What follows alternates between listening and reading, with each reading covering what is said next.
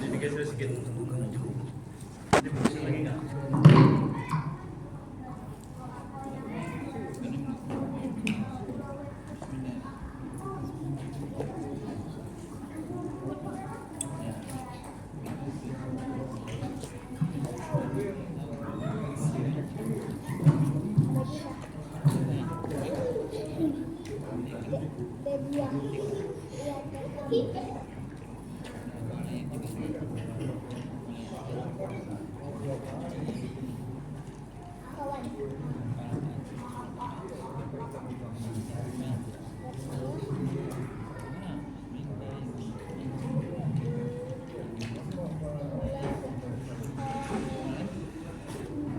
Assalamualaikum warahmatullahi wabarakatuh. Alhamdulillahirabbil alamin. Allahumma shalli ala sayyidina Muhammadin wa ala alihi wasallam. Rabbi shrah li sadri wa yassir li amri wa hlul 'uqdatam min lisani qawli amma ba'd. Puji dan syukur kita panjatkan kehadirat Rabbi Allah Subhanahu wa taala yang masih memberikan kepada kita nikmat iman dan nikmat Islam, sehingga dengan iman itu kita realisasikan dengan melaksanakan kewajiban dari Allah, yaitu ibadah sholat maghrib berjamaah, yang insya Allah kita lanjutkan dengan kajian ilmu fikih ibadah. Salawat dan salam semoga limpahkan kepada junjungan kita Habibana wa Rasulana Sayyidina Muhammad Rasulullah SAW. Allahumma sholli ala sayyidina Muhammad wa ala ali sayyidina Muhammad. Hadirin kaum muslimin rahimakumullah, insyaallah malam ini kita akan membahas rukun sholat bagi sholat sunat. Sebetulnya sama saja dengan sholat wajib gitu ya, yaitu at-tasi'u as-sujudu marrataini, melaksanakan gerakan sujud 2 kali, yang diantaranya diselingi dengan duduk di antara 2 sujud. Sujud asal kata dari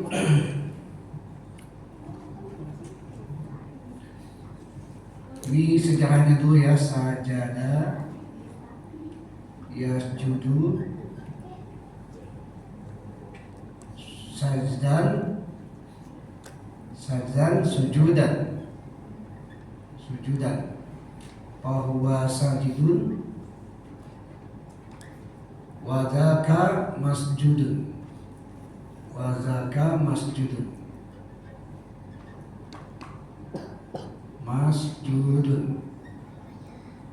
usjud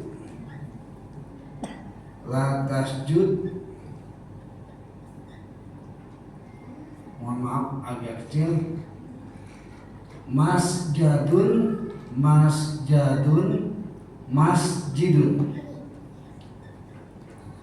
Jadi masjidun itu asal kata dari sajada yasjudu. Dasarnya adalah ini, sujudan. Asal katanya itu. Ini hanya sekedar etimologi saja, asal muasal kata, bahwa setiap bahasa itu pasti ada asalnya. Contoh misalnya menggambar, asal kata dari gambar, menjelajahi asal kata dari jelajah, seperti itu. Jadi asalnya sujud itu dari sajada yasjudu sajdan, bahwa sajidun wa dzaka masjidun, usjud la tasjud, masjidun. Nah, masjid itu asal kata dari sujud. Jadi bukan masjid tulisannya.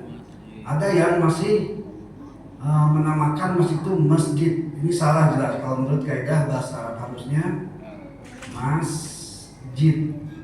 Sesuai dengan ini, masjidun. Artinya tempat sujud. Hadirin kaum muslimin rahimakumullah, sujud adalah gerakan paling puncak dari sholat. Pak, kalau kita lagi Al-Fatihah, kita boleh garu-garu loh Pak. Lagi ruku kita gatal boleh garuk-garuk. Lagi atahiyat kita misalnya ada gerakan-gerakan yang tak bergerak mungkin boleh. Tapi kalau lagi sujud usahakan kita jangan bergerak apapun, beku, kaku, tak bisa apa-apa. Karena sujud adalah perwujudan puncak kerelaan, kepasrahan total kita kepada Allah Subhanahu wa Ta'ala. Jadi kalau Bapak betul-betul memasrahkan diri, rela, terserah Allah, itu sujud. Tak percaya kita lihat gerakannya. Gerakan duduk seperti begini, bersila ya. Itu ketika ada serangan kita masih bisa bergerak. Misalnya, tak, nah langsung gitu kan, langsung berdiri. Atau misalnya dalam karate ada istilah begini. Kalau dalam tatami begini. Tapi mohon maaf saya nggak mau mempraktekannya ya. Itu bisa langsung bergerak, langsung loncat. Bisa karena ini bertolak. Coba lagi sujud. Betul-betul pandangan sempit karena apa? Karena melihat tanah, tangan tak bergerak, gitu ya, kaki juga, lutut juga, semuanya tak bergerak, dan kita tidak bisa melihat lawan.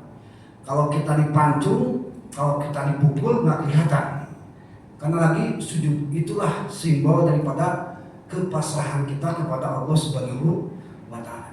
Nah begitu. Silahkan posisi apa yang kira-kira kita tidak berdaya. Posisi terentang kita masih bisa melihat musuh, masih bisa berguling, gitu ya. Ya kecuali kita misalnya ini diikat, ya itu lain cerita ya. Ini posisi alami maksudnya. Jadi secara psikologi itu posisi yang paling tidak berdaya itu adalah sujud, karena keterbatasan, terutama keterbatasan pandangan. Karena gerakan orang yang mau mencelakai kita itu kebanyakannya kalau orang normal itu pakai penglihatan, sedangkan penglihatan kita itu terbatas pada ya cuma jarak berapa inci lah, jadi nggak bisa melihat apapun. Tak percaya silakan. Orang yang sholatnya bawa anak, ketika orang tuanya lagi berdiri dia anak nggak bisa ngapa-ngapain. Ketika ruku dia nggak bisa ngapa-ngapain, tapi ketika orang tuanya sujud langsung naik, wah apa aja. Iya kan Mbak? Kalau lagi sujud barulah dia ngerjain orang tuanya, diinjak lah, ditunggangin lah segala macam. Nah itu yang dimaksud dengan sujud, bentuk kepasrahan total kita kepada Allah. Makanya dimakruhkan kita ketika sujud membuat gerakan apapun, termasuk gerakan menggali. Kalau bisa jangan, sebagai bentuk kepasrahan. Kalau Bapak gagal, bisa kan nunggu beberapa saat kan gitu. Kalau sujud, kalau bisa tak usah lah. Bukan tak sah ya, boleh-boleh saja. Cuma kalau bentuk keseriusan kita bahwa kita pasrah sama Allah, ketika sujud kalau bisa nggak usah ngapa-ngapain, kaku, beku, fokus kepada Allah Subhanahu. Dalam kitab Bainama karangan Imam Ad-Darbiri, ketika detik-detik Rasulullah SAW dalam peristiwa Isra Mi'raj mau menemui Allah Subhanahu wa Ta'ala, orang kalau pertama ketemu yang dihormati apa Bu? Kira-kira nundukkan badan dan biasanya. Nabi pun demikian, ketika bertemu Allah. Bapak Ibu jangan dibayangkan ketemu Allah kayak gimana, kita nggak bisa diakalin. Yang jelas Allah menampakkan diri kepada Rasulullah SAW. Allah yang menampakkan, Allah yang mau, itu mujizat. Salah satu mujizat terbesar Nabi adalah Isra wal Mi'raj. Jadi kita jangan pakai logika, oh berarti Allah menempati sesuatu, berarti Allah ada dalam waktu, ada dalam tempat. Nggak bisa begitu. Karena Allah tidak butuh waktu dan tidak butuh tempat. Allah yang menciptakan waktu dan yang menciptakan tempat. Nah begitu. Jadi jangan digambarkan begitulah. Karena kita akalnya terbatas. Begitu saja. Nah ketika Nabi Muhammad mau ketemu Allah, maka biasanya kita kalau mau hormat, gitu ya, itu biasanya membungkukkan badan. Bapak ketemu wali kota biasanya gini kan gitu ya. Kalau militer lain lagi aturan mainnya, kode etiknya. Kalau kita sipil paling menundukkan agak membungkukkan badan lah. Nah, ketika Rasulullah bertemu dengan Allah, beliau begini cara hormatnya. Itu namanya apa? Ruku.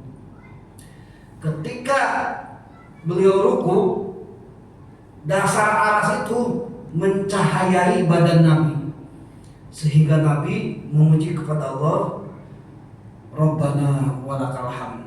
Itulah sejarah bacaan i'tidal adalah Rabbana walakal hamdu mil'us samawati dan selanjutnya.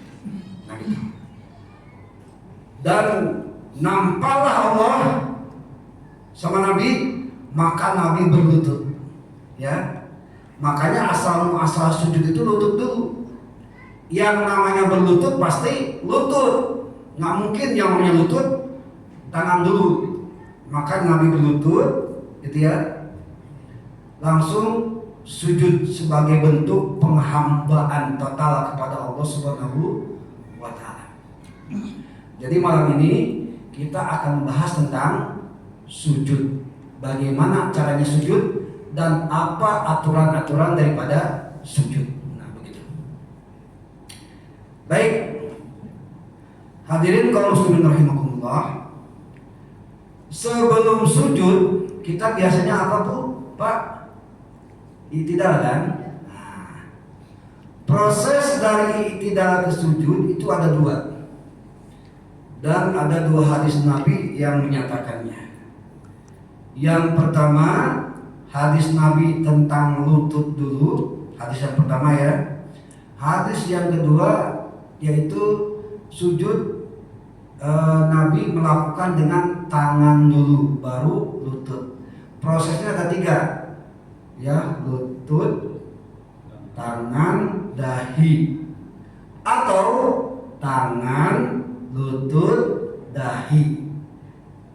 Yang tak bisa dahi dulu, itu jelas nggak bisa ya. Ibu bisa nggak dahi dulu? Nah, benjol nanti ya kalau dahi dulu ya. Nah, gitu. Jadi cuma dua ya Bu ya. Lutut, tangan, dahi, atau tangan, lutut, dahi. Nah itu. Baik.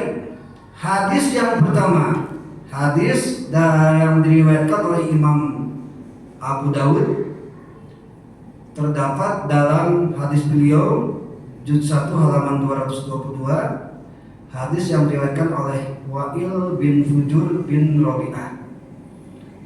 Beliau ini asli keturunan Yaman yang lebih dahulu masuk Islam sebelum Abu Hurairah. Kenapa saya bilang begitu? Karena ini ada hubungannya dengan masa waktu, gitu ya.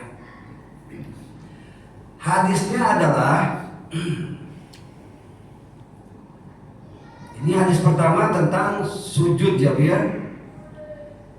Ra'aitu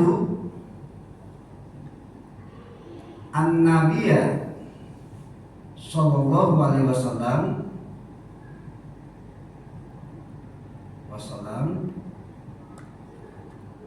hadisnya adalah idza sajada apabila Nabi sujud, nah itu ya Bu ya, wadoa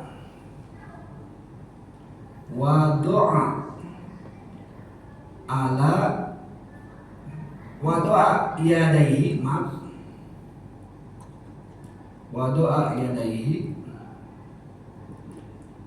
ala rukbataihi. Perlu dikasih baris dulu ya. Itu Nabi ya sallallahu alaihi wasallam ida sajada wa doa ya daihi ala rukbataihi. Nah, itu bunyi hadisnya.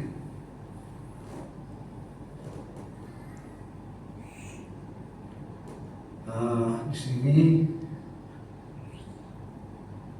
Bawa doa ya, jangan tidak pakai wau. Bawa doa. Ya. Bawa doa. Salah ya. Kenapa tidak wau? Nanti kita jelaskan lah. Bawa doa ya. Bawa doa isinya qobla.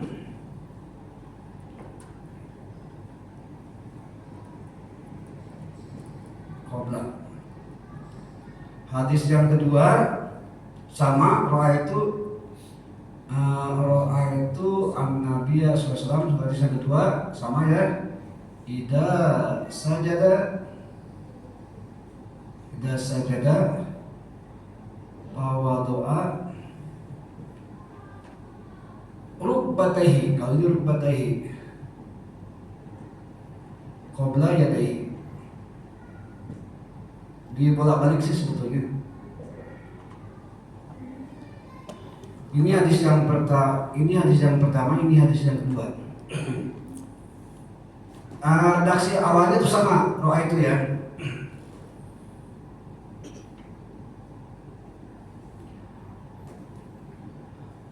Baik, sebetulnya ini terbalik ya. Mohon maaf. Terbalik, ini nomor 2, ini nomor 1.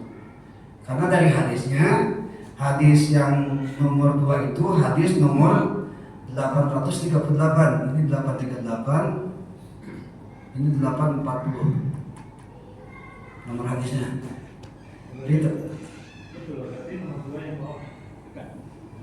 Oh, salah.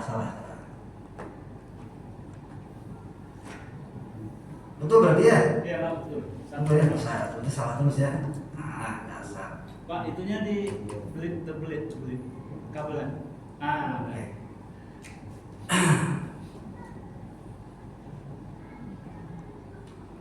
Baik, yang hadis yang pertama, ro'aitu an-Nabiya SAW idza sajada fawadoa rukbata fawadoa. Ya harusnya terbalik ini ya. Intinya begini. Udah betul tadi. Ini nomor 1, ini nomor 2, berarti ini 840, ini 838. Begitu. Mohon maaf. Baik, kita hadis pertama dulu berarti yang bawah. Barisnya sama sebetulnya ya. Ini hadis diriwayatkan oleh Wa'il bin Fujur bin Robi'ah. Kata Wa'il, ro'aitu aku melihat an-Nabiya SAW, Nabi Muhammad SAW. Nomor 1 ya, 838. Ida sajada, ketika Nabi sujud, bahwa doa, maka Nabi menempatkan rukbataihi, dua lututnya, qabla yadaihi, sebelum tangannya. Nah gitu. Jadi rukbataihi baru tangan. Itu diriwayatkan oleh Wa'il bin Sujur. Beliau lebih dulu masuk Islam daripada Abu Hurairah. Jadi ini riwayat Wa'il, kalau ini riwayat Abu Hurairah, beda ya. Ini Abu Hurairah, ini Wa'il, beda itunya, beda riwayatnya. Itu yang pertama.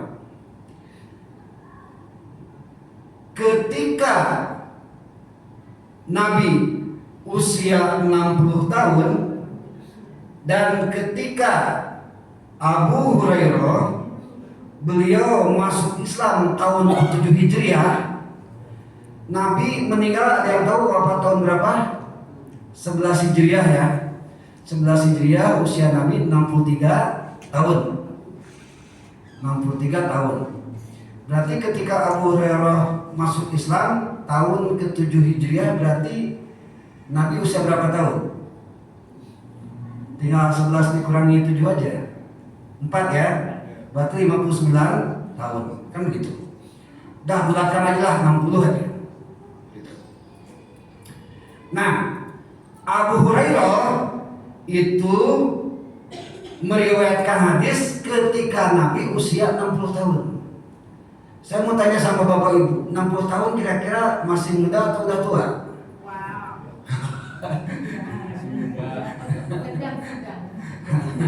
Nah, gitu ya. Nah, sekarang gini, yang tua itu biasanya penyakit pertama di mana? Di kepala, di badan, di lutut, apa di mana? Ya, di lutut biasanya. Itu yang kena itu biasanya pertama di lutut. Nabi itu manusia normal, basarul lakal basar, gitu ya. Jadi dapat juga Nabi karena sebagai manusia normal dapat juga penyakit tua, yaitu ketika kena lutut udah rapuh, gitu maksudnya. Nah, pada waktu usia 60 tahun Nabi sholat, Abu Hurairah beliau meriwayatkan, Ra'aitu an-Nabiyya sallallahu alaihi wasallam, ya, aku melihat Nabi Muhammad SAW idza sajada, ketika Nabi sujud, fawadoa yadaihi, Nabi menempatkan tangannya qabla rukbatahi, sebelum lututnya. Nah, jadi yang pertama sebelum 60 Nabi pakai lutut dulu, baru tangan. Ketika Nabi udah 60 lebih, pakai tangan dulu, baru lutut. Sekarang kalau boleh lucu-lucuan kesimpulannya, yang belum 60 tahun kalau bisa ya lutut dulu lah, gitu maksudnya. Masa masih muda pakai tangan kan gitu, ya. Ini kasarnya ya Pak ya, bukan saya mewajibkan, bukan, kasarnya lah. Jadi sebelum 60 kalau bisa ya udah lutut dulu gitu, kenapa tidak? Tapi kalau 60 lebih karena kebiasaan penyakit tua itu lutut pertama, boleh tangan dulu. Nah begini, baru lutut, itu boleh. Jadi dua-duanya boleh. Pergerakan ketika i'tidal ke sujud. Nah, kalau lihat muka-mukanya ini rata-rata lutut dulu pasti. Ya pastilah rata-rata gitu ya, lutut dulu baru tangan. Tapi kalau Bapak Ibu yang usianya udah 60 lebih atau masih muda, udah kena lututnya, tak apa-apa. Silahkan tangan dulu baru lutut. Begitu ketentuannya ya. Tapi kalau misalnya walaupun Bapak Ibu masih 40 tahun, udah kena lutut, tak apa-apa, silahkan tangan, nggak jadi masalah kok. Gitu ya. Karena dua-duanya ada keterangannya. Cuma ya kalau kita kesimpulan secara kasar, kalau bisa yang masih muda ya udah lutut dulu, yang udah tua silahkan pakai tangan dulu, itu maksudnya. Nah itu ya Bu ya. Jadi sengaja tadi kenapa saya meriwayatkan Abu Hurairah itu tahun berapa masuk Islamnya, karena nggak mungkin Abu Hurairah ketika Nabi ketika umur 40 42 nggak mungkin meriwayatkan hadis karena belum masuk Islam, gitu maksudnya. Secara logikanya seperti itu. Baik, yang selanjutnya dalam sujud itu ada rukun sujud atau anggota sujud. Ada yang menyatakan anggota sujud, ada yang menyatakan rukun sujud. Ini sesuai dengan perintah dari Rasulullah SAW. Beliau bersabda, amarani ayyasjuda ala sab'ati a'dha'in, yadaihi rukbataihi wa butuni asabi wa jabhihi. Kata para sahabat, aku diperintahkan oleh Nabi ketika sujud harus memakai 7 anggota badan. Yang pertama di sini perintah Nabi adalah yadai, 2 tangan. Yang kedua warukbatahi, 2 lutut.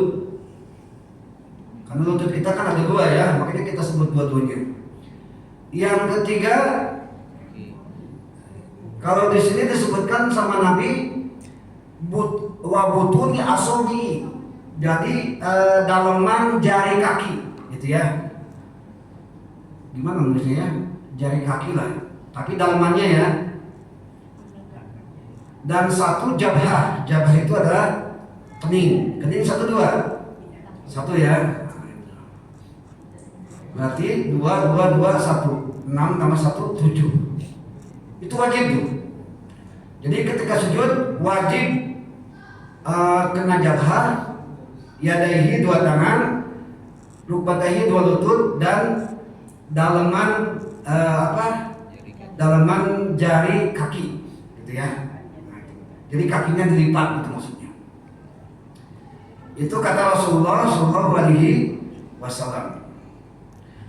Kalau tidak demikian, maka tidak sah sujudnya. Jadi nanti kita coba bahas tentang ketujuh anggota ini. Hadirin kaum muslimin rahimakumullah. Yang selanjutnya, coba kita pertama dari ketujuh itu yang prioritas utama itu adalah jabhah atau kening. Bahkan sebagian ulama, ini ulama jumhur ya, kayak 7 anggota kan. Ada sebagian ulama yang mengatakan kening saja cukup, gitu katanya. Nggak usah pakai tangan, nggak usah pakai lutut. Tapi mana bisa ya? Nggak mungkin kita jungkir kan ya? Gitu. Jungkir itu maksudnya kepala di bawah, kaki di atas dasar, mungkin kan? Walaupun keningnya nempel, tapi itu masih sah kata sebagian kecil ulama. Tapi jumhur tetap ini, karena kita bermazhab Imam Syafi'i. Jadi salah satu daripada ketentuan ketujuh anggota ini kita langsung tamatkan aja malam ini, mudah-mudahan selesai. Yang pertama adalah tanakus, gitu ya. Apa itu tanakus?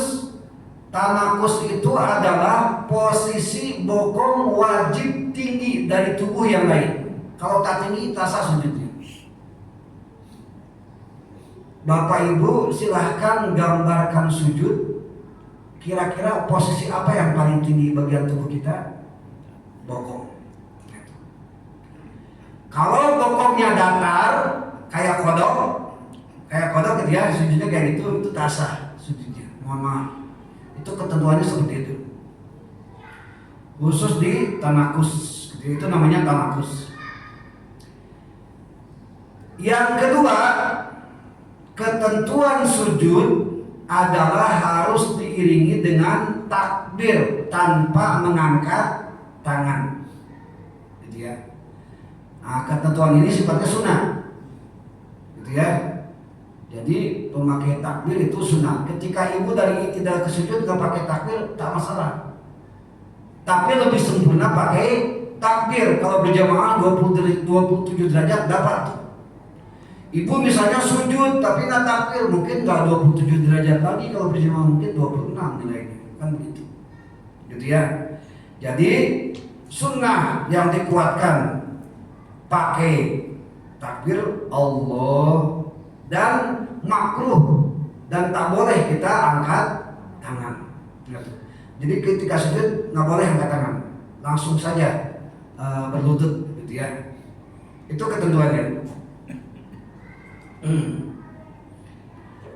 Selanjutnya, yang kedua, kalau sehat sebaiknya lutut dulu, tangan baru dahi. Ini kira-kira di masjid kita yang hadir ini sehat semua? Oke, nanti lutut dulu ya. Nah, gitu maksudnya. Lutut, ya kecuali yang udah tua dan cerita. Ini ceritanya yang sehat dan masih muda. Yang tua jangan tersinggung, gitu ya.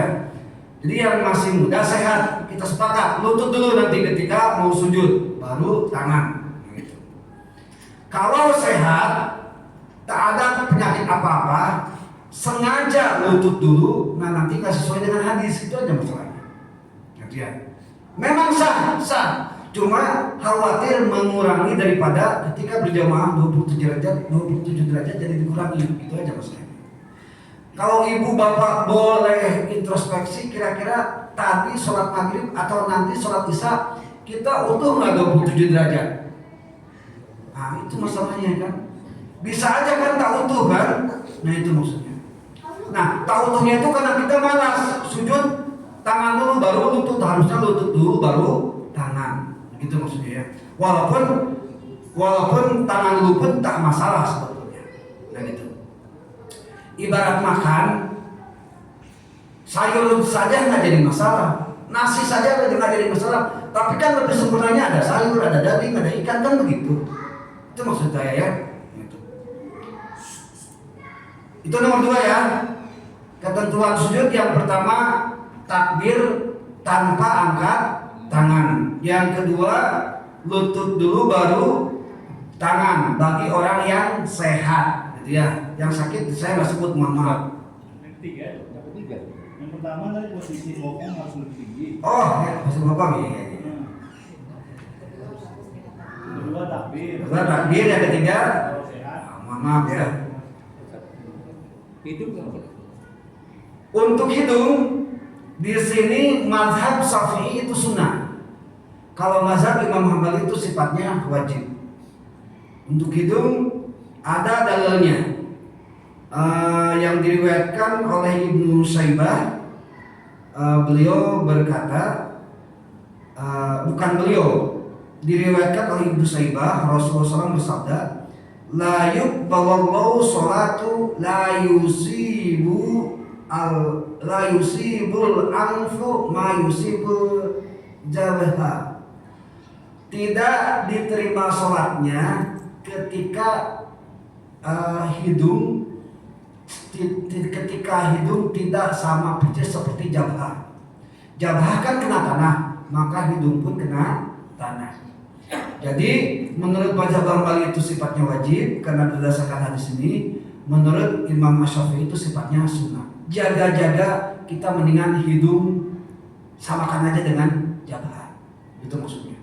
Kenapa? Secara logika semancung-mancungnya ibu dan sepesek-peseknya ibu, mohon maaf ya, ketika sujud pasti nempel. Silakan cek. Nah gitu ya. Kalau masih tidak nempel, tempelkan. Kita dapat kesunahan. Gitu ya. Sunahnya sunah muakkadah ya. Gitu. Jadi khusus hidung itu memang sesuai dengan hadis Nabi yang saya sampaikan tadi. La yuqbalu sholatu la yusibul anfu ma yusibul jabha. Jadi tidak sah sholat, tidak sah di sini bukan dalam pengertian sholatnya batal gitu ya. Ini ulama yang berkata tidak sah sholat, gitu ya. Tidak diterima sholat, bukan tidak sah. La yuqbalu karena teks hadisnya begitu. Tidak diterima sholat ketika hidungnya tidak sama dengan jabhanya.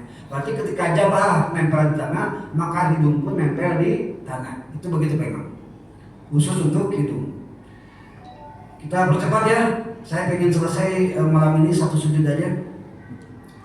Yang selanjutnya saya nggak tahu lagi di nomor berapa. Nah, nomor 4 wajib kena tertutup aurat bagian lutut ketika sujud. Boleh tangan pakai kaos tangan dan lebih utamanya tidak bagi laki-laki ya. Gitu. Dan boleh pakai kaos kaki, tapi lebih utama terbuka untuk kakinya bagi laki-laki. Bisa dipahami nggak Bu? Itu ya. Jadi untuk jabhah itu tidak boleh terhalang apapun, gitu ya. Terhalang dalam pengertian mahmulah yang dibawa kita. Dulu pakaian Arab itu lengannya itu kan panjang. Ketika sujud, sininya terhampar di tempat sujud, terus kena kening kita, dan itu tak sah sujudnya. Atau misalnya kita pakai sorban, gitu ya, sorbannya kena sujud kita, itu tak sah sujudnya. Kecuali sorbannya 5 meter, 3 meter, itu terlalu panjangnya, 4 meter lah ya, 2 meter di bawah kita kan ya, di bawah kita itu kita berdiri, sorban berdiri, 2 meter tersisa nggak bergerak. Nah itu kalau 4 meter itu sah, karena sorbannya tidak bergerak, tidak dibawa oleh tubuh. Tapi kalau dibawa oleh tubuh, nah seperti ibu tuh, hati-hati mukena tuh, jangan sampai jabah kita kena kain mukena, gitu maksudnya ya, karena tak sah sujudnya. Sulit nggak Bu kira-kira? Bisa kan? Telapak tangan nggak jadi masalah kalau bagi perempuan, gitu ya. Makanya pakai kaos tangan juga nggak jadi masalah. Cuma kalau laki-laki lebih utama itu telanjang tangan, itu maksudnya. Untuk laki-laki gitu ya. Kenapa? Perempuan tak apa? Perempuan itu memang berbeda. Ketika sujud, ya, ketika sujud kalau laki-laki itu ininya terbuka, kalau perempuan wajib tertutup, kan gitu. Beda. Kalau paha laki-laki terbuka, perempuan harus gini, nggak boleh tidak. Sebaliknya laki-laki. Kalau jari-jari mohon maaf membelakangi ya, kaki perempuan harus rapat begini sujudnya. Nah gini. Kalau laki-laki itu renggang sunnahnya, itu beda. Jadi laki-laki sama perempuan beda. Perempuan harus rapat, laki-laki harus renggang. Nah itu ada kebalikannya. Jadi kita kembali lagi, jabhah wajib terbuka apapun yang terjadi, gitu ya. Jangan sampai terhalang sama baju-baju yang mahmulah yang dibawa oleh kita. Kecuali ibu misalnya kerudung ada dua yang dipakai satu digelarkan satu, itu tak masalah karena kan nggak dipakai, nggak dibawa gerakan kita. Yang tidak sah sujud itu karena dibawa oleh gerakan kita, nah, itu maksudnya. Itu ya. Jadi yang wajib tertutup lutut khusus. Oh khusus lutut dari anggota sujud itu lutut karena apa? Logikanya itu riskan terlihat aurat. Karena aurat laki-laki itu baina surati warokabati, antara pusar sampai lutut, itu aja masalahnya. Adapun selain itu mau pakai kaos kaki, kaos tangan boleh, tapi bagi laki-laki telanjang, bagi laki-laki ya tangan dengan kaki ya. Sebetulnya pakai sepatu pun sholat nggak jadi masalah, gitu ya. Apalagi kaos kaki, cuma bagi laki-laki bagusnya buka kaos kakinya, itu. Jadi yang untuk wanita itu sunnah atau wajib tadi? Boleh. Ya boleh, misalnya pakai kaos tangan, boleh. Tidak wajib, tidak sunnah, tidak makruh, boleh. Gitu ya. Cuma khusus jabah perempuan memang hati-hati ketika ibu mau sujud. Nah itu hati-hati, karena kan rata-rata lebar ya. Nah kena jabah, kena kening, nah itu tak sah sujudnya, memang harus ke sajadah. Nah gitu. Nomor berapa persen? 5. Nomor Yang dari 4 nih. ya. Baik. Ustaz, sih ini mau maaf juga nih. Ada dia sholat itu celananya sobek, bukan sobek. Dia pas waktu dia sujud itu, pas ujung celana yang bawah itu berada di kepala lutut dia itu. Ini mohon maaf ada gitu. Jadi kita mau menyampaikan, kita nggak berani juga. Soalnya apalagi ada gitu. Baik. Kalau kita gambarkan anatomi manusia ya, kalau kita gambarkan anatomi manusia, aduh saya nggak bisa gambar lagi ya. Ini pusar misalnya ya, ini lutut ya, ini misal ya. Nah jadi batasannya itu baina surati warokabati. Surati itu ini di sini, Pak Imam. Bukan pusatnya di sini. Batas bawah pusat. Batas bawah pusat. Yang kakinya. Ya ini kan lagi nerangin baina surati warokabati.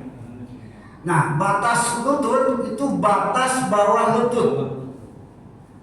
Maaf, atas lutut. Nah. Itu ya, atas lutut itunya di sini. Lutut kan ada atas, ada bawah kan. Ini kan tengah-tengahnya tempurung kan. Nah, batasnya atas. Jadi aurat laki-laki itu dari atas tempurung lutut sampai bawah pusat. Nah, ketika sujud bagian ininya kelihatan nggak? Itu aja. Pas gimana? Kalau pas mungkin tak masalah, tapi kalau kelihatan itu yang jadi masalah. Karena salah satu yang membatalkan sholat adalah terbuka aurat. Gitu. Sedangkan aurat laki-laki baina surati warokabati, antara pusar sampai lutut. Tapi saya belum pernah lihat memang. Sering kali Bapak Ibu menjumpai aneh-aneh. Oh ya aneh-aneh. Yang jelas ketika sholat bergerak, sujud, ruku dan segala macamnya, itu kalau kelihatan auratnya, kalau tidak ditutup fauran seketika, batal sholatnya. Bapak misalnya ya, lagi sujud, pakai kaos ketat, ini kan suka terbuka ya Pak ya? Jengat ya. Nah, kalau dibawa pusar ke bawah, itu jelas batal Pak sholatnya. Kecuali langsung begini, nah, ditutup, itu tak batal. Gitu ya. Kalau kita langsung nutup itu tak batal, atau kita tidak tahu tak batal, tak jadi masalah. Cuma ngapain sih Pak sholat pakai baju gitu ya kan gitu logikanya gitu ya. Gerakan Ustaz? Kenapa? Gerakan gitu. Gerakan apa? Tarik tadi. Ya kalau kita berusaha menutup auratnya seketika itu tak membatalkan sholatnya. Tapi kalau dibiarkan itu batal sholatnya. Jadi ilatnya batalnya sholat karena di pembiaran terbuka aurat. Nah gitu ya. Dan gerakan itu banyak Ustaz. Ya ini tadi kan salah gerakan apa nih maksudnya gerakan menutupnya? Iya. Gerakannya setiap sujud digerakkan dulu. Nah maksud saya gini. Maksud saya satu momen bukan beberapa momen gitu Pak ya. Selama 4 rakaat itu selalu gitu lah tangannya gitu. Iya, setiap itu tutup. Dari 8 kali. Ya baik, gerakan yang mutawali salah satu mutawaliyatin 3 kali berturut-turut itu membatalkan sholat juga. Kira-kira itu mutawaliyatin nggak berturut-turut nggak? Gerakannya. Nah, itu. Tapi yang jelas makanya konsep sholat yang baik itu adalah bukan hanya sekedar ketika sholat, tapi juga persiapan sebelum sholat. Salah satunya pakai baju. Ngapain pakai baju yang merepotkan kan gitu? Kenapa tidak pakai baju yang sopan, yang sesuai dengan syariah? Kan begitu maksudnya ya. Makanya memang saya juga lupa konsep khusyuk itu nanti ada 3 ya Bu ya. Khusyuk sebelum sholat, khusyuk ketika sholat, dan khusyuk setelah sholat. Kita bahas setelah rukun sholat aja ya. Karena khusyuk salah satu yang memang kita susah ya Pak ya melaksanakannya. Dalam pengertian bukan saya menjelaskan saya orang khusyuk, enggak juga. Cuma ya hanya informasi saja bagaimana supaya bisa khusyuk, begitu maksudnya. Karena qad aflahal mu'minun alladzina hum fi sholatihim khashi'un. Kalau Bapak Ibu bisa khusyuk sholatnya, istiqomah, itu udah jaminan Allah. Qad aflahal mu'minun, bahagia hidup di dunia wal akhirah. Jadi kuncinya itu aja Bu. Gitu ya. Bisa dilanjutkan ya ini nih. Silakan Ibu, barangkali ada yang bertanya. Kita cuma sampai poin 5 kayaknya. Ketentuannya ada 13. Baru 4 ya. Silakan Bu, ada waktu 1 menit. Ada yang ditanyakan silakan untuk khusus sujud ya. Pada saat sujud gitu kan, tersibaklah kaki ini tidak pakai kaos kaki nih Ustaz. Tersibak ya. Atau sebelum terlihatlah kakinya itu. Terus bagaimana? Kalau tersibak kita tahu, ya tidak sengaja, kita tahu segera ditutup. Kalau dibiarkan batal sholatnya. Jadi kata kuncinya dalam kitab Kasyifatu saja itu fauran, seketika itu tutup, gitu. Seketika itu. Kalau dibiarkan beberapa saat maka bisa membatalkan sholat. Karena salah satu yang membatalkan sholat adalah terbukanya aurat, terutama bagi perempuan, karena perempuan auratnya adalah jami'u badaniha ilal wajhi wal kufaini, seluruh anggota badan kecuali muka dan telapak tangan. Itu aja maksudnya. Terus kadang-kadang gini Ustaz, ini udah termasuk rakaat yang keempat, katakanlah ini sholat isya, sholat di rumah misalnya gitu kan. Ternyata kakinya kebuka juga nih, kakinya kebuka, ini ketidaktahuan lah. Kadang-kadang ulang lagi, karena belum ngaji terus ulang lagi. Setelah itu begitu mau sujud itu misal duduk, begitu mau sujud langsung sambil gerakan itu berdiri kakinya seperti itu, tidak membiarkan auratnya yang terbuka itu tadi. Tadi yang dimaksud diulang lagi gimana? Ulang rakaatnya lagi. Oh. Kadang-kadang ada seperti itu, karena tidak tahuan. Tidak perlu diulang rakaatnya lagi. Ya tidak perlu, karena kan tuh kalau yang perlu diulang rakaat kalau tidak memenuhi rukun sholat yang 17 atau yang 13 itu baru diulangi. Diulangnya atau ditambah? ya ditambah gitu, ditambah 1 rakaat gitu ya. Tapi kalau terbuka aurat tak usah ditambah. Yang penting kalau kita tahu terbuka aurat seketika itu kita tutup, gitu maksudnya. Kalau tidak tahu bagaimana mau seketika tutup kan tak masalah, kalau tidak tahu nggak jadi masalah.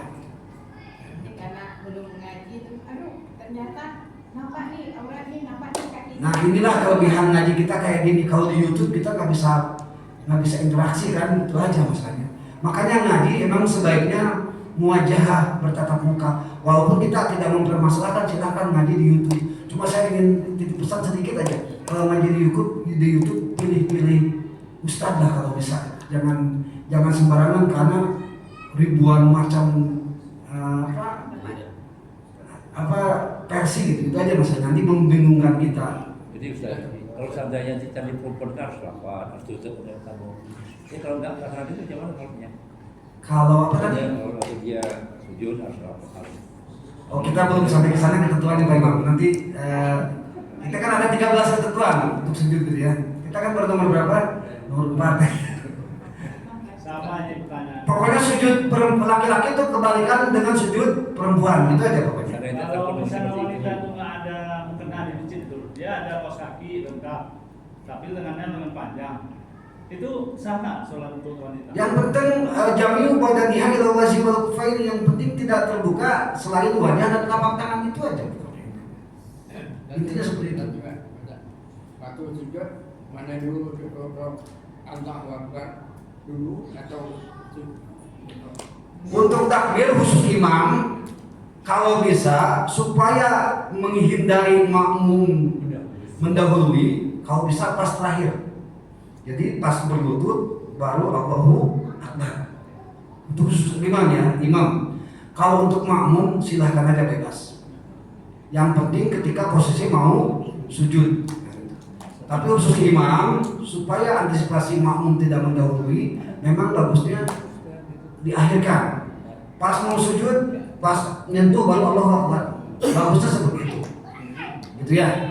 Walaupun memang dari awal pun nggak jadi masalah. Gitu ya. Dari awal pun misalnya Pak Haji pas gini langsung Allahu Akbar tak masalah.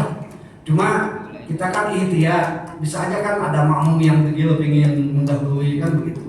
Karena gerakan Pak Haji lebih lambat daripada makmum bisa aja kan seperti itu. Gitu ya. Hadirin kaum muslimin rahimakumullah, sayang sekali kebersamaan kita memang harus diputus oleh waktu. Insya Allah 2 minggu ke depan kita lanjutkan tentang ketentuan sujud, karena saya ingin memperjelas betul tentang sujud, karena ini adalah puncak daripada rukun fi'liyah. Gerakan yang paling puncak ketika sholat itu adalah sujud, bahkan ketentuannya sampai berbelas-belas gitu ya. Makanya memang kita transparan, kita sampaikan insya Allah sejelas-jelasnya supaya kita bisa menyempurnakan sujud kita. Umumnya sholat kita, mudah-mudahan sholat kita diterima oleh Allah Subhanahu wa Ta'ala. Itu saja mungkin yang bisa saya sampaikan. Usikum wa nafsi bittaqwallah wallahu muwaffiq ila aqwamit thariq. Wassalamualaikum warahmatullahi wabarakatuh.